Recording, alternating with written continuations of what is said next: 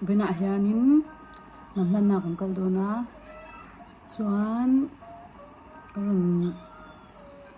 vlog ve chin don ni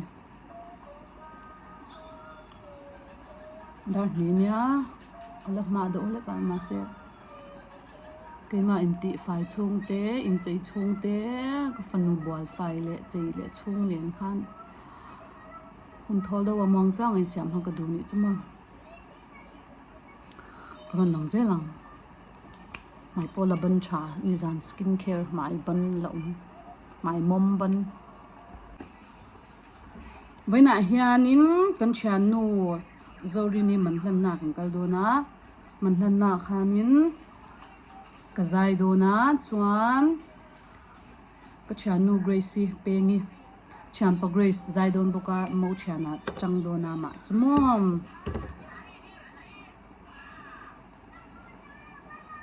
first vlog thì về xin nhỉ đã chợt về mấy mẹ cái lên makeup lâu mai po cái lớp phỉ lâu chú khúc mấy tu nãy ha đã sổm bật ní lâu rồi lâu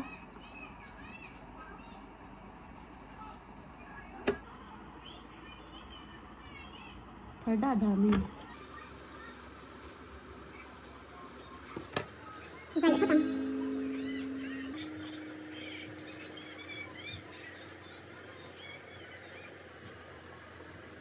Mùi đẹp gì anh? Cái giặc đâu biết tổ cái này là ma lần thế không?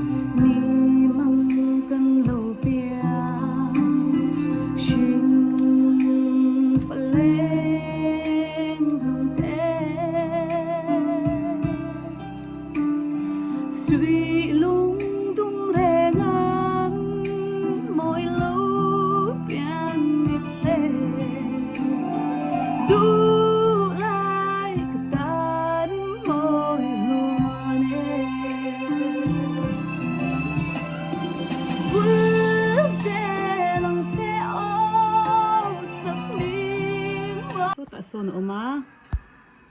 so ôi ha nó chín về chụp cái này bùa là má vậy chú ôi cái chuyện thằng này bùa mà lâu mà cái đó có cái nó không được giả nên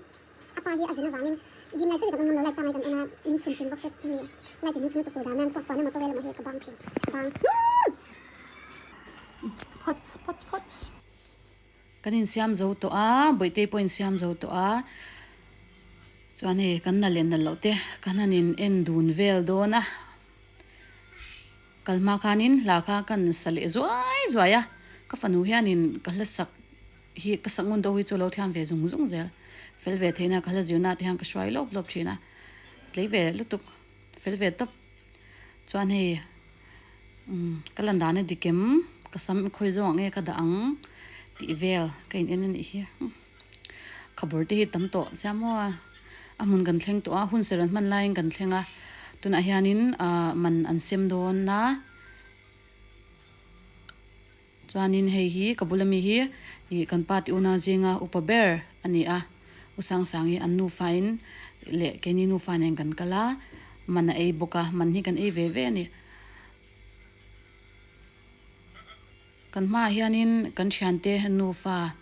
zo mani te nufa lo thu hlo me ya kan lu che kha thuna lom to box si lo min lo hu ya kan valuta an hnunga hianin chair kan va la kan va thu ve ngan va in no ve top me ni alum box ya tuk bur bula kan chulo ma se ti zia lu tuk fen khom thong ma se la alum tho ni chumo an mel thanu fa ne hei mi te mo chuanin hei man kha an sem meka ki pengi po thu khop me kon fi khop me che tha khop me mo boy ko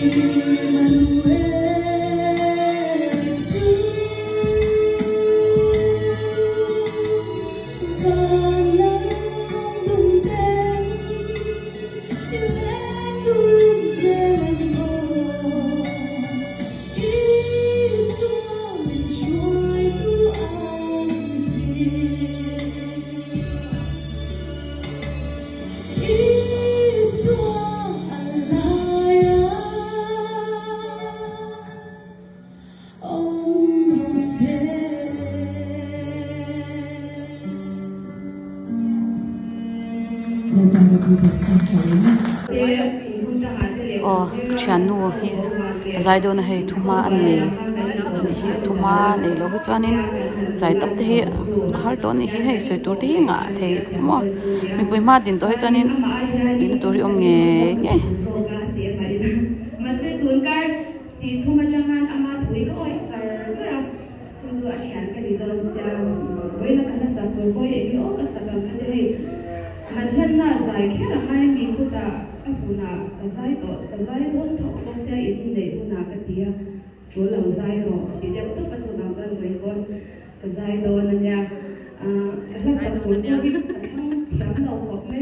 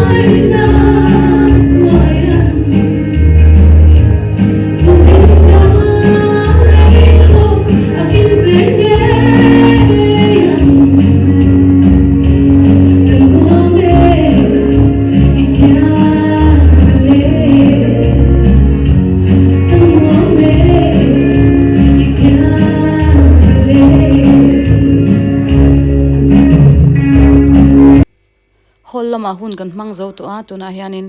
hei no pang ho hianin ei tur engengemaw an du a tora kan kalpui dona enge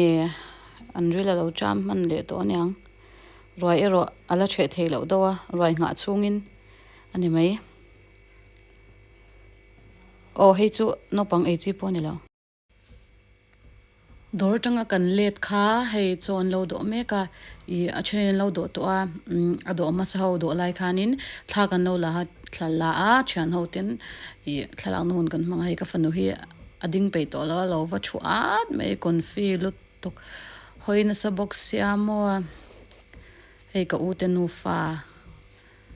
kan in zui ni leng ni evo in chu hei kan roi che po tui khop me kan e chowa kan puar kan fa ne roi che na